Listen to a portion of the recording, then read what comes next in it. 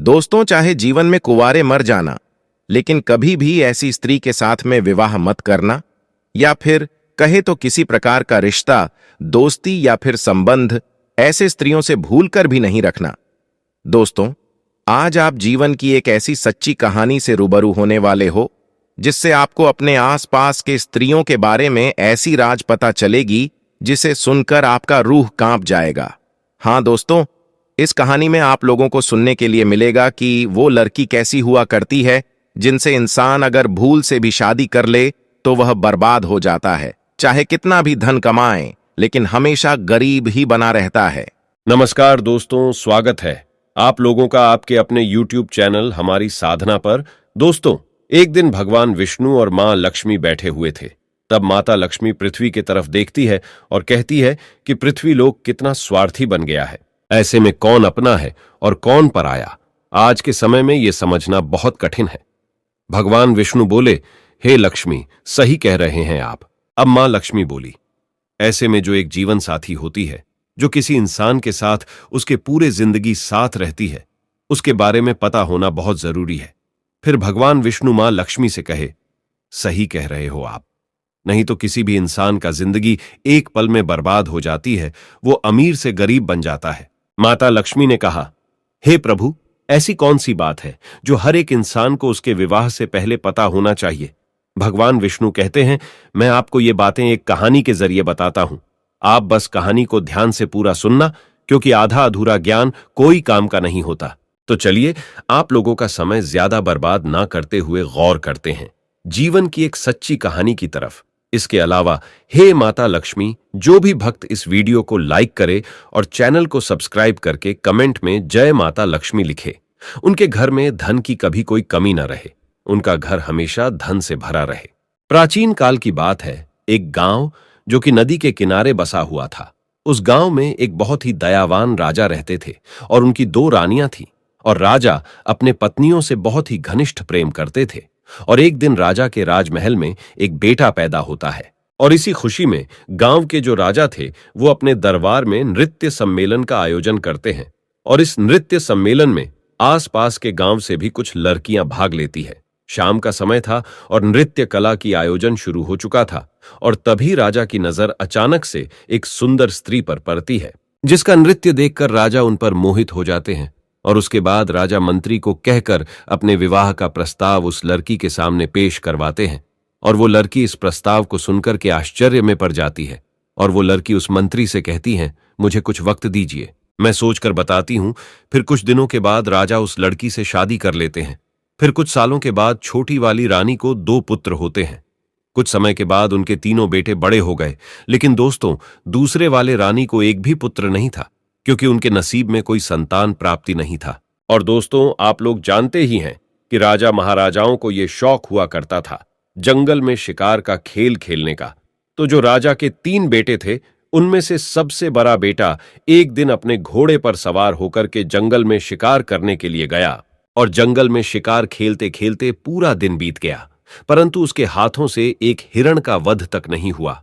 उसने एक भी हिरण को नहीं मार पाया। लेकिन तभी अचानक से सामने एक बहुत ही घने जंगल में से एक पागल इंसान निकल करके आया। वो बहुत ही अजीब सा फटा छिटा कपड़ा पहना हुआ था और उसका व्यवहार भी थोड़ा अजीब सा था। साथ ही खाने के तलाश में इधर उधर भटक रहा था और कंधे पे तोता बैठा हुआ था। उस इंसान और तोते के बीच में बहुत ही गहरी दोस्ती थी। दोस्तों, फिर वो राजकुमार जो कि शिकार करने आए हुए थे, वो उस पागल व्यक्ति के पास जाते हैं और पूछते हैं कि आप कौन हो, तुम यहां जंगल में क्यों भटक रहे हो। लेकिन दोस्तों, वो पागल व्यक्ति कुछ नहीं बोलता और उसे बहुत ही तेज की भूख लगी होती है, क्योंकि वो पागल व्यक्ति खाने के तलाश में था। इतने में ही राजकुमार अपने थैले में से कुछ लड्डू निकाल करके उस पागल व्यक्ति को देते हैं। और भूखा व्यक्ति लड्डू को देखते ही लपक लपक कर खाने लगा। इतने में ही राजकुमार उस पागल व्यक्ति से पूछते हैं कि आखिर कौन हो आप, और इस घने जंगलों में अकेले क्यों भटक रहे हो, आपका परिवार कहां है। ये सुनते ही उस पागल व्यक्ति के हाथ से लड्डू छुटकर जमीन पर गिर जाता है और उस पागल व्यक्ति की आंख भर आती है। वह फूट फूट कर रोने लगता है। और ये सब देखकर राजकुमार बहुत हैरानी में पड़ जाते हैं और उस पागल व्यक्ति से पूछते हैं कि आप क्यों रो रहे हो। तभी उस पागल व्यक्ति के कंधे पर जो तोता बैठा हुआ था वो कहता है, मेरे मालिक अपने बेटे के कारण इस स्थिति में जंगल में भटक रहे हैं। फिर राजकुमार कहते हैं कि ऐसा क्या हुआ इनके साथ में। तब तोता कहता है, इनके पास वाले नगर में एक लड़की है जिसका पिता एक राजकुमार है और वो अपनी बेटी की शादी करवाना चाहते हैं, परंतु वो लड़की तो शादी करने के लिए तैयार है, लेकिन उसका एक शर्त है। वो लड़की उस इंसान से शादी करना चाहती है जो उसके प्रश्नों का उत्तर दे सके। इसलिए जो कोई शादी की इच्छा लेकर के उसके पास में जाता है वो उससे एक सवाल पूछती है, और अगर कोई व्यक्ति उस सवाल का उत्तर दे देगा उसके साथ में वो विवाह कर लेगी, और अगर सवाल का उत्तर नहीं दे पाता है तो उसका शीश कटवा देती है। और इसी चक्कर में इनका एक पुत्र था जो कि उस स्त्री के द्वारा मारा गया। और मेरे मालिक यह सदमा बर्दाश्त नहीं कर पाए और अपना मानसिक संतुलन खो दिए, और इसी वजह से इनका राज्य भी अब उस स्त्री के कब्जे में है। इतना बात होते ही वो व्यक्ति वहां से चला जाता है, और यह सारी बात सुनकर राजा के दिल और दिमाग में उस राजकुमारी वाली बात बैठ जाती है। और वापस शिकार पर से महल के तरफ लौटते समय भी पूरे रास्ते उसी राजकुमारी का ख्याल उस राजकुमार के दिमाग में चल रही थी। राजा जब लौट करके अपने घर आए तो घर आकर के रात्रि में लेटकर आराम तो कर लिया, लेकिन सुबह में भी वही राजकुमारी के ख्यालों में डूबे हुए थे। अब राजा से रहा नहीं गया और वो शीघ्र ही अपना घोड़ा उठाते हैं और उस राजकुमारी के महल की तरफ चल देते हैं। और तभी राजकुमार के माता पिता उनसे पूछते हैं कि बेटा कहां जा रहे हो। तब राजकुमार कहता है कि हमारे बगल वाले राज्य में एक राजकुमारी रहती है और वो विवाह करना चाहती है, परंतु उस राजकुमारी का यह कहना है कि उसका कोई प्रश्न है कि जो कोई उसके प्रश्न का उत्तर दे देगा वो उसके साथ विवाह कर लेगी, और जो नहीं दे पाता उसका सर कटवा देती है। अब तक उसके चक्कर में कई लोग मारे गए हैं और कई राज्यों को वो स्त्री अपने कब्जे में ले रखी है। ये सुनकर राजकुमार के माता पिता ने राजकुमार को बहुत रोकने की कोशिश की, परंतु राजकुमार उनका एक भी नहीं सुना और राजकुमारी के महल की ओर निकल जाते हैं। महल पर पहुंचते ही राजकुमार ने विवाह का प्रस्ताव रखा तो राजकुमारी कहती हैं कि मैं आपसे विवाह करने के लिए तैयार हूं, परंतु आपको मेरे एक प्रश्न का उत्तर देना पड़ेगा, तभी मैं आपसे विवाह कर पाऊंगी, और अगर आप मेरे प्रश्नों का उत्तर नहीं दे पाते हैं तो आपका सर कटवा दिया जाएगा। राजकुमार ने इस शर्त को स्वीकार कर लिया और बोला, राजकुमारी पूछिए, आपका क्या प्रश्न है? मैं आपके प्रश्नों का उत्तर देने के लिए तैयार हूं। फिर राजकुमारी अपना वह एक प्रश्न पूछती है जो अभी तक कई लोगों से पूछती आ रही थी, और जब राजकुमारी ने प्रश्न पूछा तो वो राजकुमार देखता रह गया। जब उत्तर नहीं आया तो राजकुमार का शिष्य कटवा दिया गया। दोस्तों, ऐसा कौन सा प्रश्न था जो कि राजकुमारी पूछती थी, लेकिन कोई भी इनके प्रश्नों का जवाब नहीं दे पाता था?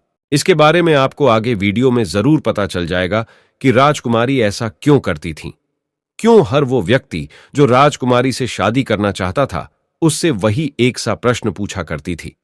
जब बड़े वाले भाई मारे गए तब बड़े से छोटा दूसरे नंबर के राजा ने विचार किया कि वो राजकुमारी के पास जाएगा और अपने भाई का बदला लेगा, परंतु जैसे ही राजकुमारी उसके सामने आती है तो वो राजकुमार उस राजकुमारी को देखकर उन पर मोहित हो जाते हैं और खुद में सोचते हैं कि ये कितनी सुंदर स्त्री है, काश मैं इनसे विवाह कर पाता।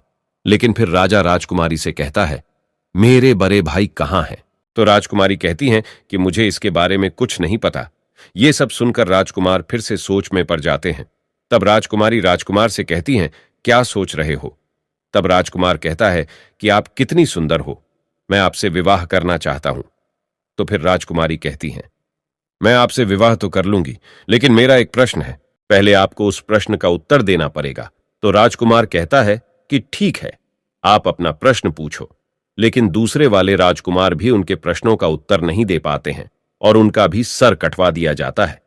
इसी प्रकार उस विवाह के चक्कर में उस राजा के 3 लड़के थे, उनमें से 2 लड़के मारे गए। अब बचा सबसे छोटा वाला, वो भी अपने घोड़े को लेकर राजकुमारी के महल की ओर चल देता है। उनके माता पिता ने उन्हें रोकने की बहुत कोशिश की, लेकिन छोटे वाले भाई इनकार करते हुए कहता है, हम जा रहे हैं उस हत्यारी राजकुमारी से अपने भाइयों का बदला लेने, या तो मैं उस हत्यारिन से बदला लेकर के आऊंगा, अन्यथा आप ये समझ लेना कि आपका कोई बेटा था ही नहीं। उनके माता पिता ने उन्हें बहुत रोकने की कोशिश की, लेकिन वो बदला लेने के चक्कर में चल देता है। रास्ते में जाते जाते उस लड़के ने विचार किया कि जैसे मेरे भाई गए थे, अगर वैसे मैं गया तो मैं भी मारा जाऊंगा, लेकिन जाऊंगा तो जरूर। पर कुछ सोच समझने के बाद उसने क्या किया कि उस राजकुमारी की महल से थोड़े हटकर एक बगिया थी, उसने अपने घोड़े को वहीं पर छोड़ दिया और उस बगिया के अंदर चला गया। और राजकुमारी वहां पर उस शांत वातावरण में विश्राम करने के लिए आया करती थी। अब उस बगिया में एक सरोवर था और उस सरोवर के किनारे वह राजकुमार एक आम इंसान के वेशभूषा में खड़ा था। जी हां दोस्तों, सभी लोग बड़े ध्यान से सुनना, यह बहुत ही अलौकिक कहानी है। दोस्तों, राजकुमार सरोवर के किनारे खड़ा था और तब राजकुमारी अपने कुछ सहेलियों के साथ बगिया में आई। और कुछ समय बाद राजकुमारी अपने एक सहेली से कहा कि हमें पानी लाकर दो, हमें बहुत तेज प्यास लगी है।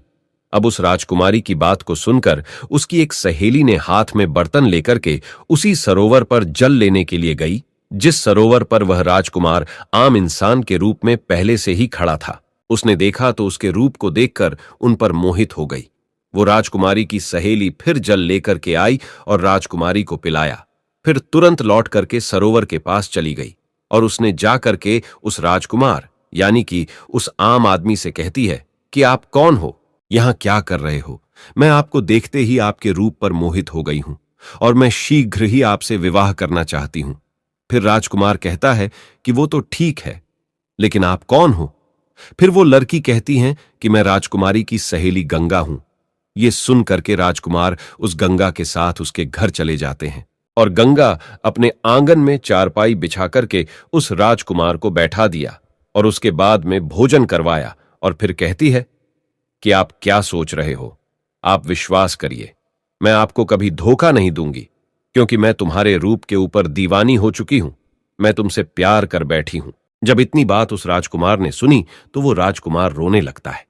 राजकुमार के आंखों से आंसू की धारा बहने लगी और कहने लगा, मैं इसलिए सरोवर में घूम रहा था क्योंकि ये जो तुम्हारी राजकुमारी है इतनी हत्यारी है, जिसने अब तक कई लोगों के सर कटवा दिए हैं और उन्हीं में हमारे 2 भाई मारे गए, तो मैं अपने भाइयों का बदला लेना चाहता हूं।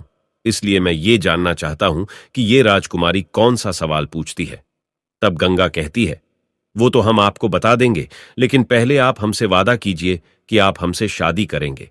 तो दोस्तों, गंगा ने एक तरफ तो राजकुमार से शादी करने का वादा करवा ली, वहीं दूसरी ओर उसे ये डर भी लगा था कि अगर हम इनको वहां जाने देंगे तो पता नहीं ये वहां से लौट करके आएंगे भी या नहीं। तो फिर राजकुमार गंगा से कहता है कि मैं जरूर तुमसे विवाह करूंगा।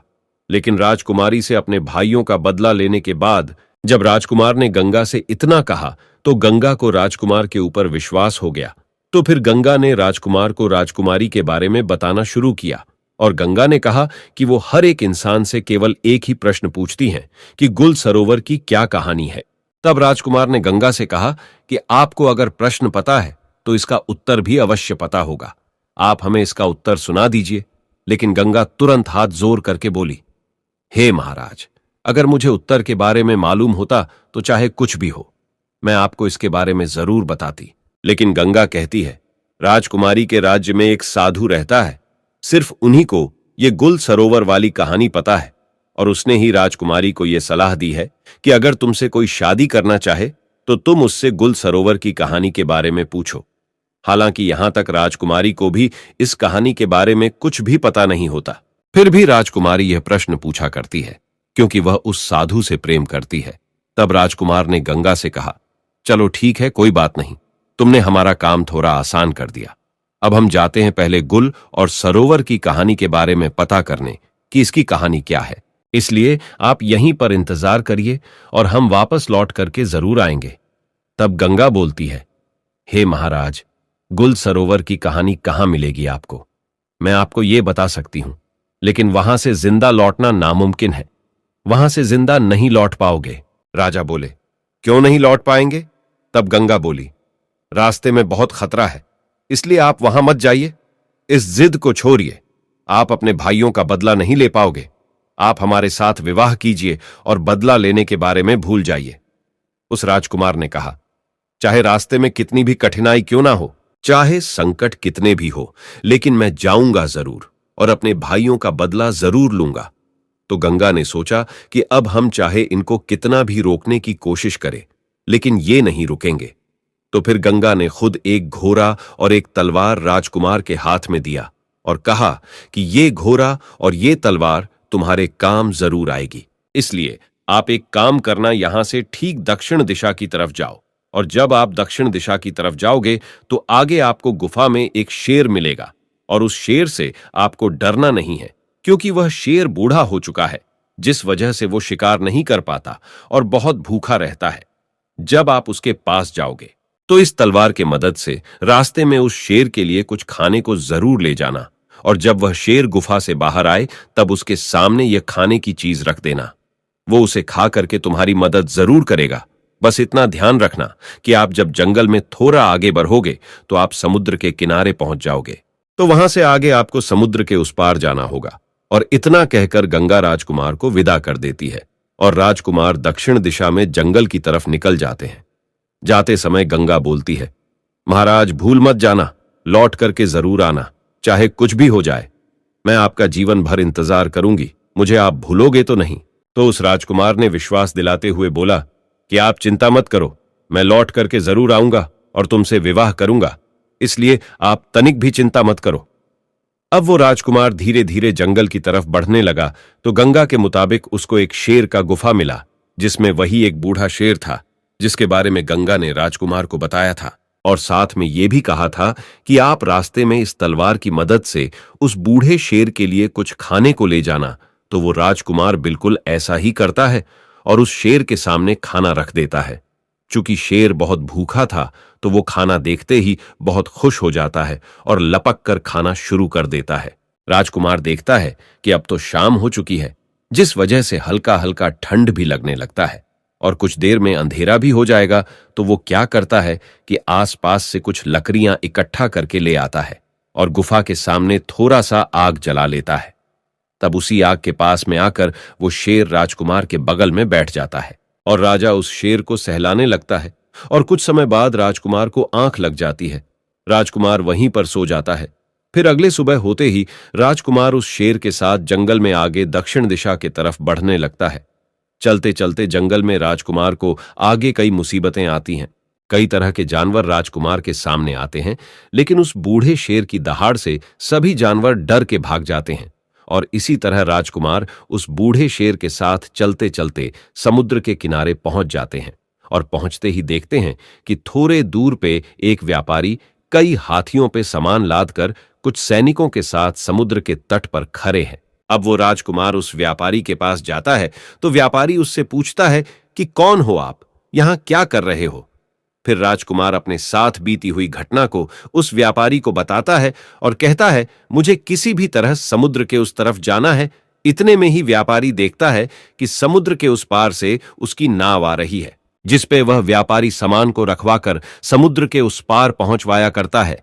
नाव के समुद्र के किनारे पहुंचने के बाद वह व्यापारी सामान को नाव पर रखवाता है, और इतने में वह राजकुमार उस व्यापारी से कहता है, आप कृपा करके मुझे भी इस नाव की मदद से समुद्र के उस पार पहुंचवा दें। फिर व्यापारी ने कहा, अगर अब इस नाव पर थोड़ा सा भी वजन बढ़ेगा तो यह नाव डूब सकती है। मुझे माफ करें, मैं आपकी मदद नहीं कर पाऊंगा। राजकुमार ने कहा, अब तो आप सब कुछ जानते हैं, मेरा समुद्र के उस पार जाना कितना जरूरी है। आप एक काम करिए, मेरे पास कुछ सोने के सिक्के हैं और ये गले की चेन, इसको आप रख लीजिए, परंतु मुझे इस नाव से जाने दीजिए। दोस्तों, वो व्यापारी बहुत ही लालची था, इसलिए वह राजा के दिए हुए सोने की सिक्के और उसकी चेन रख लेते हैं और नाव से सैनिक के द्वारा कुछ सामान उतरवा के राजा को उस नाव पर जाने देते हैं। और इसी तरह राजकुमार उस नाव पर बैठकर समुद्र के उस पार गुल और सरोवर की कहानी के तलाश में निकल जाते हैं। ठीक 15 दिन बाद राजकुमार समुद्र के उस पार एक नगर में पहुंच जाते हैं और नगर में गुल और सरोवर की कहानी के तलाश में इधर उधर भटकने लगते हैं। और देखते देखते वो राजकुमार एक राज्य में पहुंचते हैं, और जिस राज्य में वो पहुंचे उस राज्य का नाम गुल होता है और वहां के राजा का नाम सरोवर था।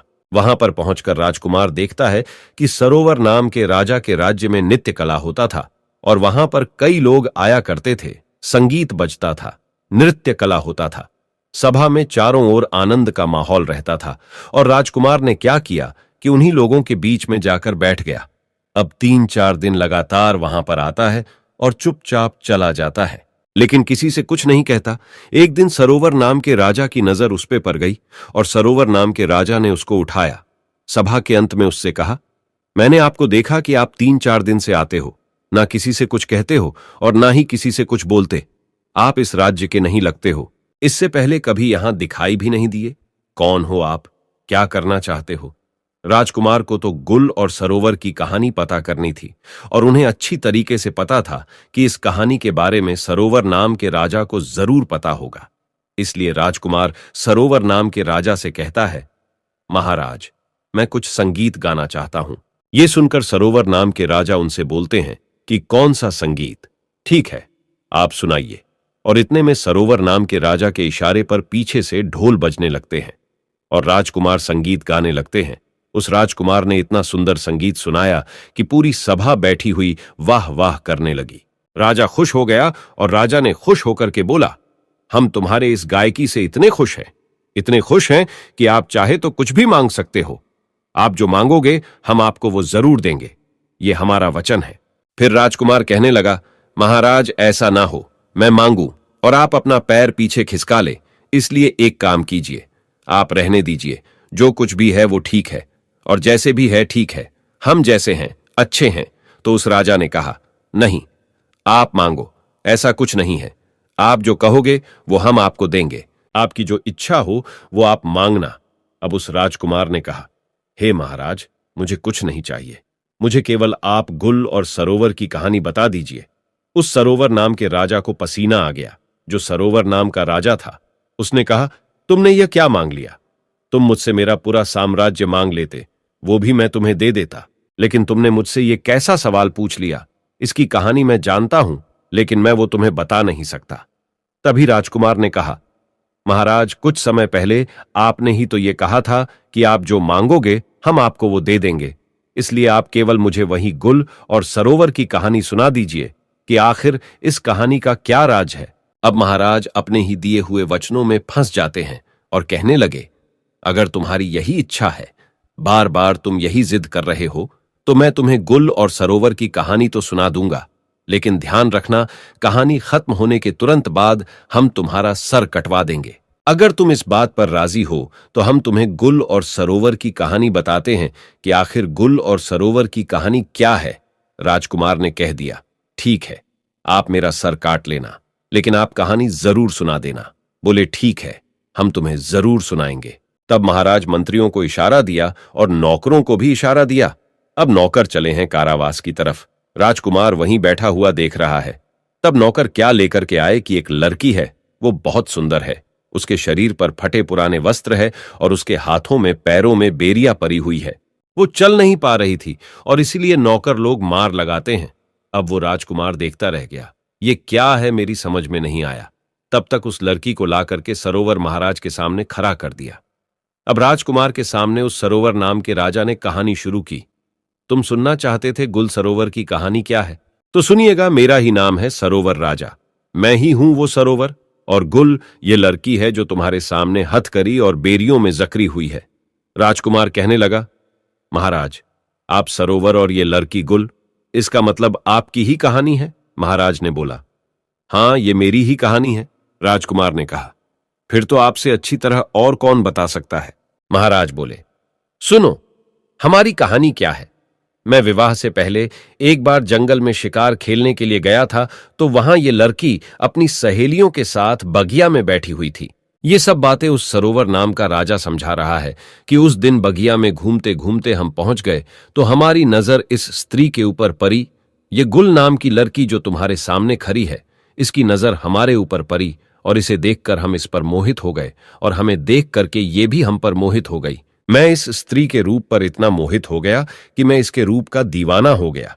अब क्या बताए, इस लड़की को देखकर हम तो कुछ नहीं बोल पाए, लेकिन इस लड़की ने मुझे अपने पास बुला लिया और कहा, कौन हो आप? कहां से आए हो? क्या नाम है तुम्हारा? क्या देख रहे हो? तो फिर मैंने उलझी हुई आवाज में से जवाब दिया, मेरा नाम सरोवर है और मैं इस राज्य का राजा हूं। और आप कह रहे हो कि क्या देख रहे हो, तो आप इतनी सुंदर हो कि ऐसा लगता है हम आपको ही देखते रहे। तो इससे पहले कि मैं इस लड़की से कुछ पूछता, तब तक में इस लड़की ने हमसे पूछ लिया कि क्या आप मुझसे शादी करोगे? जो बात मेरे दिल में थी वो इसने कहा तो मैं बहुत खुश हो गया। अब ये लड़की मुझे साथ में लेकर के अपने घर पहुंची। अपनी मां से जाकर के हट की है, मां मैं अगर विवाह करूंगी तो इसी के साथ मैं करूंगी, अन्यथा मर जाऊंगी। मां बाप ने बहुत समझाया कि बेटा इनके घर खानदान का कोई पता नहीं कहां के रहने वाले हैं, इसका कुछ पता नहीं है। और उसकी मां कहती हैं कि एक अजनबी के साथ मैं तुम्हारा विवाह कैसे करा सकती हूं। तब महाराज कहता है उस समय वो लड़की बार बार अपने माता पिता से विनय करने लगती है और खाना पीना तक छोड़ देती है। अब इसके जिद के सामने इसके माता पिता मजबूर होकर इसका विवाह मेरे साथ करवा दिए। और फिर वह सरोवर महाराज राजकुमार से कहता है जरा ध्यान से इस कहानी को सुनना, क्योंकि इस कहानी में अब बहुत ही राज खुलने वाला है। होता यह है कि इस लड़की का विवाह जब मेरे साथ हो गया तब विदा होकर के मेरे साथ मेरे घर के लिए आ रही थी, तो रास्ते में यह बहुत ही प्रसन्न थी और मुझसे कह रही थी मुझे मेरे मन चाहे पिया मिले हैं और मैं खुद दुखी रह सकती हूं, लेकिन इनको कभी दुखी नहीं रहने दूंगी। और कहती थी कि मैं खुद संकट में रह सकती हूं, लेकिन इन पे कभी आंच नहीं आने दूंगी और अपने पिया से हमेशा लगाव बना के रखूंगी। ऐसे ही करके हम अपने घर पहुंच गए और इसे अपने घर ले आए। और अब तो हम उसके प्यार में इतना पागल हो गए कि सब कुछ भूलते जा रहे थे। हम अपना राज्य का दरबार भी समय से पहले बंद करके घर पहुंच जाते थे। ऐसे ही कुछ दिनों तक चलता रहा और कुछ दिनों के बाद से जब घर लौट के इस स्त्री के पास आते थे तो पता नहीं क्यों हमें बहुत जोर की नींद आ जाया करती थी। और इतने में ही वो राजमहल से जंगल की ओर चल देती है। उस स्त्री के वहां से निकलते ही मैं भी वहां से निकल जाता हूं, इसके पीछे पीछे जाता हूं और तभी मैं देखता हूं कि वो स्त्री एक साधु के साथ में बैठी हुई हंस हंस कर बातें कर रही है। इतना सब कुछ देखते ही मैं सोचने लगा कि पता नहीं ये उसका रोजाना का काम था या सिर्फ आज का काम है। उसके बाद मैं चुपचाप वहां से वापस राजमहल में लौट जाता हूं। फिर राजकुमार उनसे कहने लगा कि आगे क्या हुआ। तो महाराज ने राजकुमार से कहा उस दिन मेरा पूरा दिन उसी के बारे में सोचते सोचते निकल गया, एवं दूसरा दिन भी संध्या होने चली और ये तो हमेशा यही सोचती रहती थी कि कब शाम होगी। तो फिर इसने खाना बनाया और मुझे दिया, लेकिन उस दिन हमने जानबूझकर खाना नहीं खाया। मैंने निर्णय किया कि आज चाहे कुछ भी हो जाए लेकिन सोएंगे नहीं। फिर देर रात तक उससे बातें करते रह गए एवं इतने में उस स्त्री ने कहा कि पिया अब बहुत ज्यादा रात हो चुकी है, आप सो जाइए। तब मैंने आंखें बंद करके सोने का नाटक किया और तब ये स्त्री उसी साधु के पास चली जाती है। फिर मैं भी उसके पीछे पीछे गया तो मैं देखता हूं कि वो साधु हाथ में डंडा लिए उस स्त्री से बहुत ही गुस्से में कहता है कि आज तुम्हें यहां पर आने में इतना समय क्यों लग गया, कहां थी इतनी देर तक। फिर वो स्त्री हाथ जोड़ करके साधु से क्षमा मांगते हुए कहा मेरे पिया आज विलंब से सोए थे, इसलिए मुझे आने में इतनी देर हो गई। फिर स्त्री ने साधु से कहा कि अगले बार से ऐसा कभी नहीं होगा, क्योंकि अगले बार मैं उसके खाने में जहर देकर के उसे सदा के लिए सुला दूंगी और आपके पास आ जाऊंगी। तभी मैंने उसके मुख से यह बात सुनी तो मुझे बहुत ही तेज पसीना आने लगा और मैं घबरा गया। उसी समय उस साधु की नजर मुझ पर पड़ जाती है और साधु ने उस स्त्री से कहा कि उस पैर के पीछे छिप करके मुझे कोई देख रहा है। तो फिर वो जो गुल नाम की लड़की थी उसकी नजर मेरे ऊपर पड़ी। तभी वो स्त्री ने चिल्ला चिल्ला कर कहा कि ये तो मेरे पिया है, आप उसे मार डालिए। फिर क्या था कि वो दो और मैं अकेला, वो दोनों ने मिलकर मुझ पर आक्रमण किया और मुझे मारने की कोशिश की और हमारे बीच युद्ध छिड़ गया और फिर मैं युद्ध करते करते नीचे गिर गया। उस साधु ने मुझे कसकर दबा लिया कि तभी ये जो स्त्री है ये स्त्री नहीं बल्कि हत्यारीन है। उसके बाद ये स्त्री ने तलवार लेकर मेरे सीने पर बैठ गई और तभी वो जो साधु था वो वहां से भाग जाता है। फिर मुझे कुछ समझ में नहीं आ रहा था कि मैं क्या करूं, और जैसे ही ये स्त्री मुझे तलवार से मारने वाली ही थी कि इतने में महाराज उस राजकुमार से कहता है कि ये जो कुत्ता तुम सामने देख रहे हो, उस वक्त ये कुत्ता आता है और रानी पे काबू करके मेरी जान बचा लेता है। और जो वह साधु था वो समुद्र के उस पार मेहर नाम के राजकुमारी के राज्य में जाकर छिप गया है। राजकुमार को महाराज की पूरी बात समझ में आ गई और महाराज कहते हैं कि ये थी पूरी गुल और सरोवर की कहानी। अब मैं अपने वादे के अनुसार पूरी कहानी तुम्हें सुना दी। अब तुम इस वादे के अनुसार अपना सर कटवाओ। इतने में राजकुमार ने कहा कि महाराज आप मेरा सर काट लीजिएगा, लेकिन उससे पहले मुझे ये बता दीजिए कि उस रानी ने उस साधु को अपने राज्य में क्यों छिपने दिया, अब तक क्यों छिपा करके रखा है।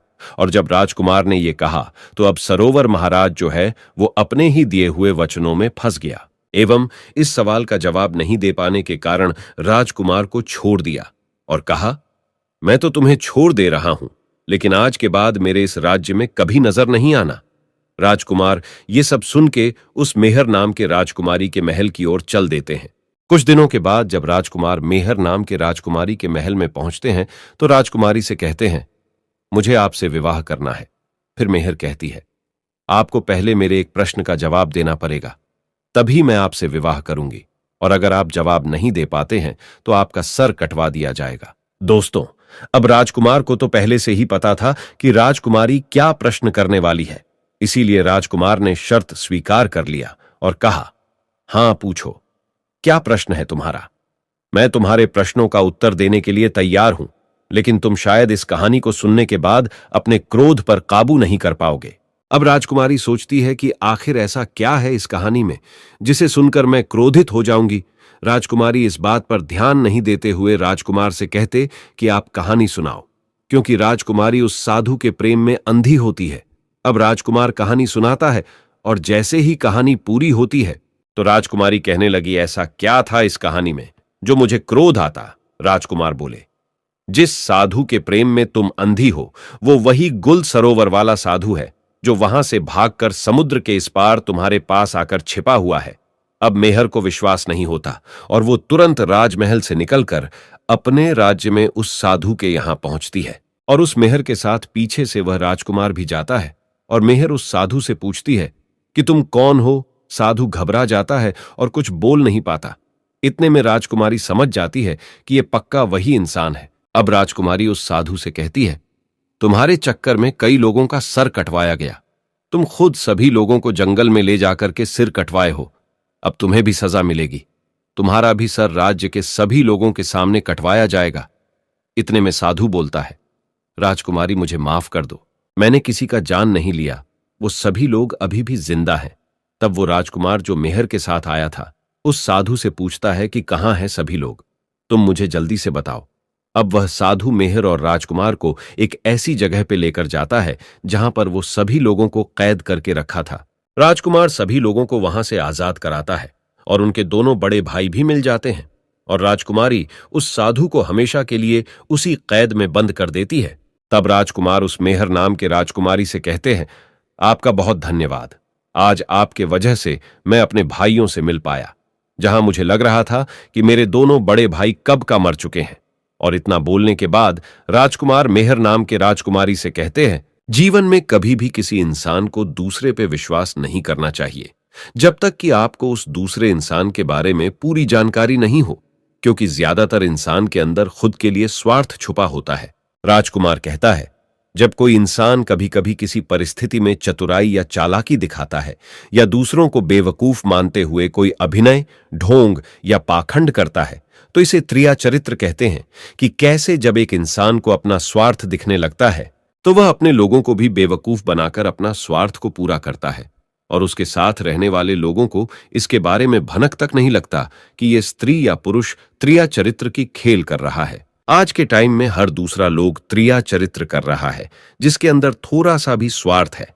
इसलिए दोस्तों, जो आपके दिल के करीब है उसके बारे में आप पूरी जानकारी रखिए कि उसके अंदर खुद को लेकर कोई स्वार्थ तो नहीं छुपा है, और अगर ऐसा है तो आप उनसे थोड़ा दूर ही रहिए, क्योंकि ऐसे में आपको जिंदगी के हर एक कदम पर धोखा ही मिलेगा, क्योंकि एक स्वार्थी इंसान अपने स्वार्थ के लिए जिंदगी में कुछ भी कर सकता है। और राजकुमारी मेहर से इतना कहने के बाद वो राजकुमार अपने भाइयों के साथ महल की ओर चल देता है। दोस्तों, वीडियो पसंद आई हो तो लाइक जरूर करें, चैनल को सब्सक्राइब करें और अपने ऐसे दोस्तों के साथ शेयर जरूर करें जिसे त्रिया चरित्र के बारे में पता ना हो। और दोस्तों, सच्ची श्रद्धा से कमेंट में जरूर लिखे, जय श्री राम, जय हनुमान, साथ ही देवों के देव हर हर महादेव सदैव आप पर अपनी कृपा बनाए रखे। प्रिय मित्रों, वीडियो को अंत तक देखने के लिए धन्यवाद। जय श्री राम।